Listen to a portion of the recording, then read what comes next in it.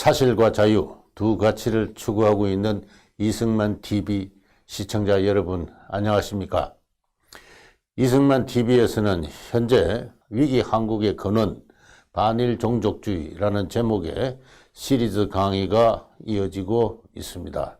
지금부터는 일본군 위안부 문제의 진실이라는 제목의 또 하나의 시리즈 강의를 시작하려고 합니다. 원래 이 강의는 현재 진행 중인 반일 종족주의 시리즈의 일부로 계획된 것입니다. 제가 반일 종족주의라는 용어와 개념을 착안한 것도 실은 일본군 위안부 문제 때문이었습니다. 그래서 이 일본군 위안부 문제의 15회 강의만큼은 별도의 제목으로 떼어내어서 별도의 기획으로 시리즈 강의로 지금부터 출발하려고 합니다. 그러한 전후 사정에서 이 기획 강의 일본군 위안부 문제의 진실도 실은 위기 한국의 근원 반일 종족주의의 일부로서 반일 종족주의를 고발하고 비판하기 위한 취지임을 전제하고 시청해 주시면 대단히 감사하겠습니다. 다들 아시는 대로 지난 1991년 일본군 위안부 문제가 일본과 한국 양국 간의 첨예한 갈등의 소재로 제기되었습니다. 그로부터 28년의 세월이 흘렀습니다. 그동안 일본군 위안부 문제의 실태와 진실은 거의 다 밝혀졌다고 생각합니다. 그 토대 위에 양국 정부는 나름대로 이 문제에 대해 대응을 해왔습니다.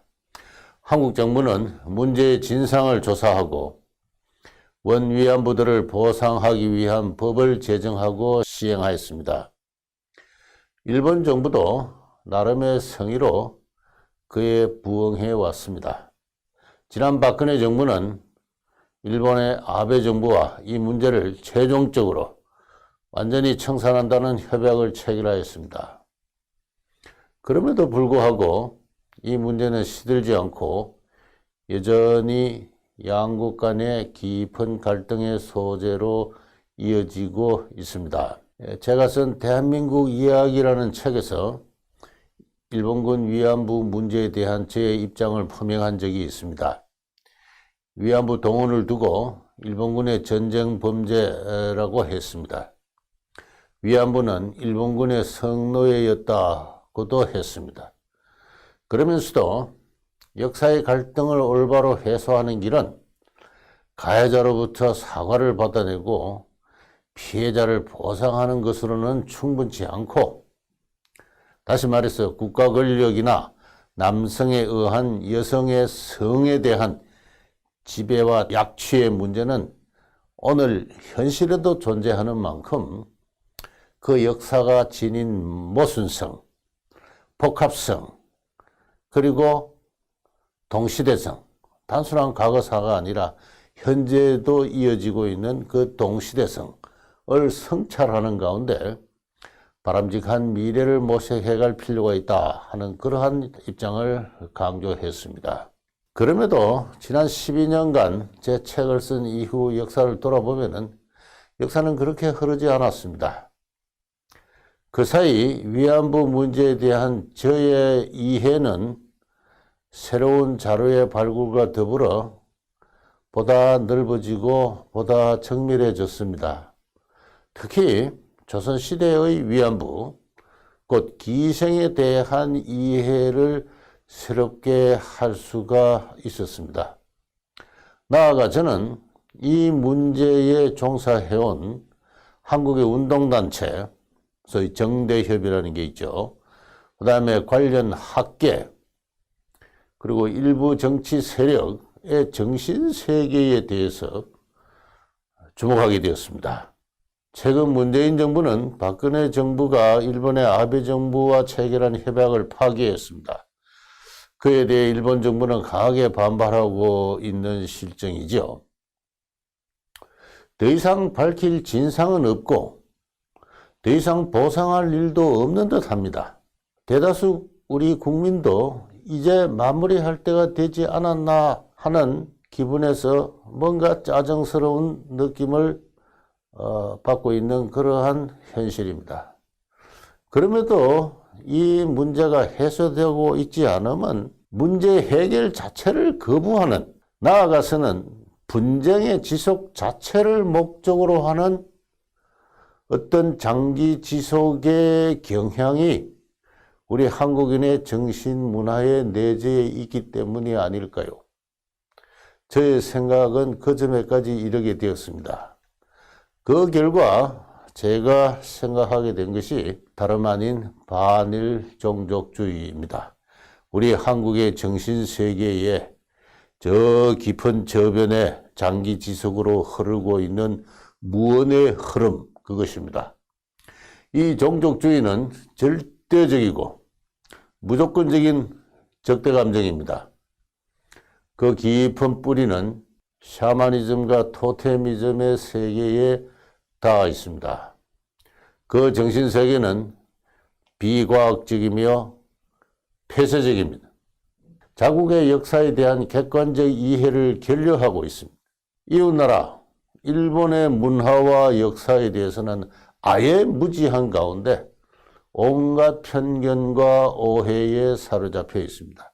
나아가서는 세계사를 진보로 이끌어온 근대 문명의 원리가 무엇인지에 대해서는 아예 생각해 본 적도 없는 무지몽매한 상태입니다. 이 같은 문제의식에서 저는 3년 전에 2016년에 정규제 TV에 출연해서 환상의 나라라는 제목의 12강의를 한 적이 있습니다. 그 가운데 한 주제가 위안수의 여인들이라 해서 일본군 위안부 문제에 관한 것이었습니다. 그 강의에서 저는 6.25 전쟁 당시에 한국군과 미국군에도 위안부가 있었다. 나아가 15, 19세기 조선시대에도 일종의 군 위안부가 있었다. 1917년 총독부가 실시한 공창제 하에서 나아가 1947년 그것이 폐지된 이후에도 민간을 위한 민간 위안부가 있었다. 그 위안부는 오늘 이 시점에도 존재하고 있다. 이 모든 위안부의 발생이나 존재 형태나 성격은 본질적으로 동일하다. 이런 취지의 내용이었습니다. 그와 더불어 일본군 위안부로 종사한 조선인 여성의 총수가 3, 4만인이 심지어는 20만인이 해온 종래의 통수를 부정하고 대략 한 4, 5천 명 정도이지 않았을까라고 추산하였습니다. 나아가 일본군 위안부가 섹스 슬레이브, 성노예라는 종래의 통설도 제거할 필요가 있음을 주장했습니다.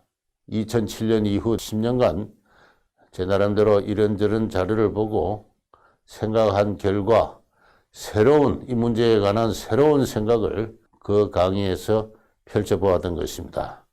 그 강의를 3년 전에 그 강의를 지금부터 대략 15회에 걸쳐서 보다 폭넓고 세밀하게 분석적으로 되풀이해갈 계획입니다. 먼저 오늘의 주제는 6.25 전쟁 당시에 존속한 한국군 위안부 문제입니다. 이에 관해서는 김기옥이라는 교수의 선구적인 논문도 있고 또 언론도 몇 차례 다룬 바가 있어서 제가 새롭게 특별히 더 보탤 내용은 없습니다. 다만 군 위안부 문제의 본질에 관해 다른 어떤 사례보다 명징적인 시사를, 부정할 수 없는 명징적인 시사를 우리 한국인에게 주기 때문에 이 문제부터 언급해 가지 않을 수가 없겠습니다. 1951년 어느 시기입니다. 정확하게 어느 시기인지는 알 수는 없는데요. 당시 6.25 전쟁 중인 국군은 장병들에게 성적 위안을 제공하는 특수위안대를 설립했습니다.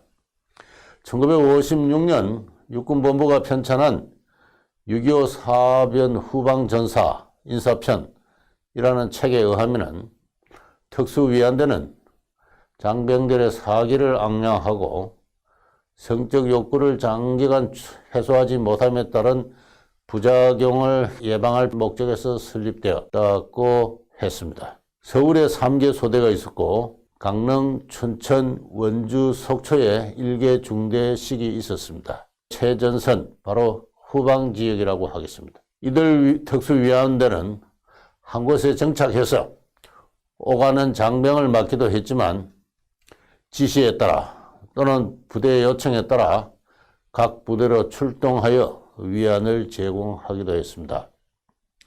경기와 충청 이남 후방에 배치된 위안 부대는 없었던 것 같습니다.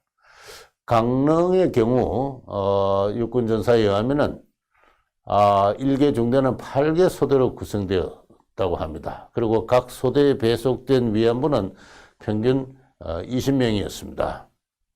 그래서 여러 가지 종합적으로 고려할 때 이 특수위안대에 소속한 이 위안부의 총수는 대략 한 700명 정도였다라고 추정할 수 있다고 생각합니다. 위안부들은 성병 예방을 위해 주 2회 엄격한 검진을 받았습니다. 제가 700명이라고 한 것은 특정한 시점에 파악된 절대수가 700명이라는 뜻이고 여기에 잠시 거쳐가거나 길게 짧게 거쳐간 여인의 수는 그보다도 몇 배나 또는 몇십 배나 더 되었을 수 있다 하는 그런 뜻입니다. 보여드리는 표는요, 이 후방 전사편에 나오는 1952년 한 해에 이 특수위안대가 올린 위안의 실적을 나타내고 있습니다. 서울의 제1, 2, 3소대와 강릉 제1소대만의 실적입니다. 전 위안부대 전체의 실적은 아닙니다. 4개 소대만에 89명의 위안부가 있었고요. 그리고 이들이 1952년 한 해에, 이들이란 말도 이 89명이 수시로 교체될 수 있다 하는 그러한 전제가 있습니다. 그 점에 유의하고 들어주시기 바랍니다. 1952년 한 해에 위안한 장병의 총수는 20만 4,560명입니다.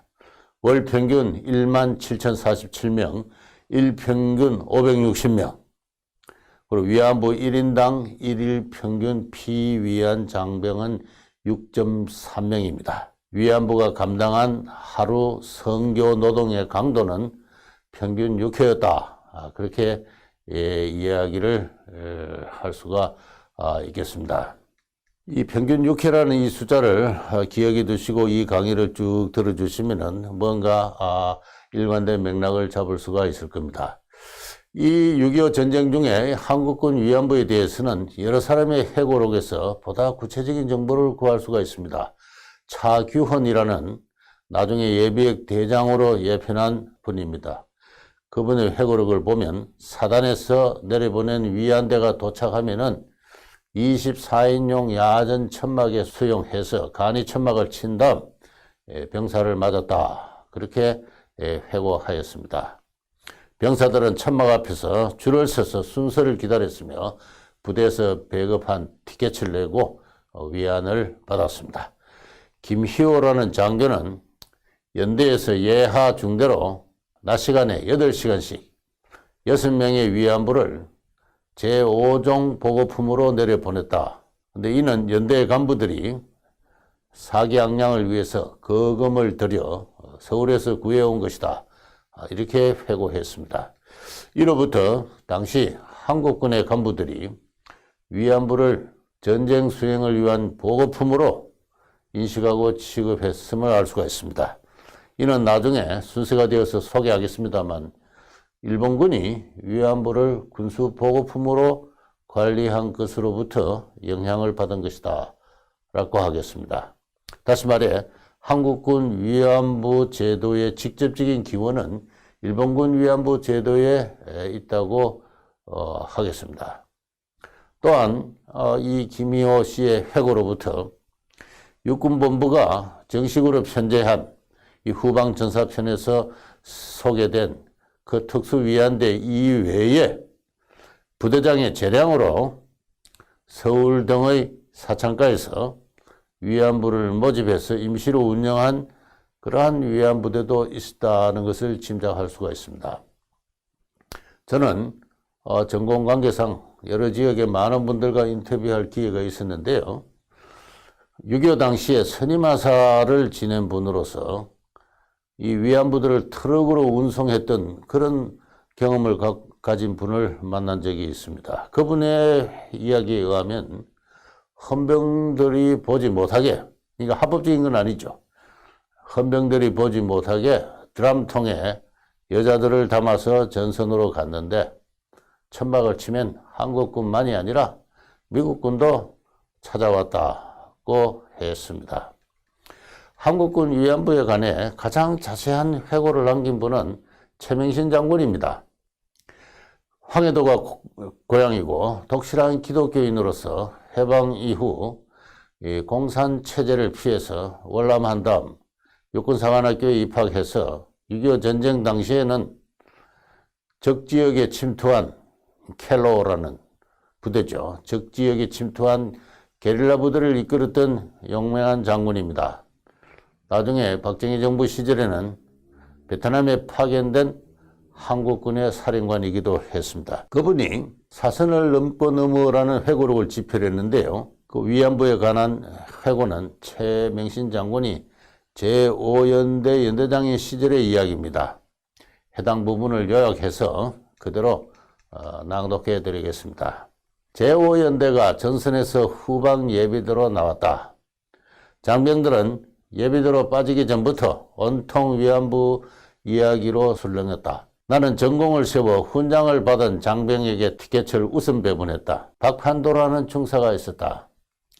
나이가 겨우 19세에 불과한 아직 솜털이 보송보송한 애송이 소년인데 돌바위 고지를 점령하는 데 혁혁한 공헌을 세워 화랑무공 훈장을 받았다.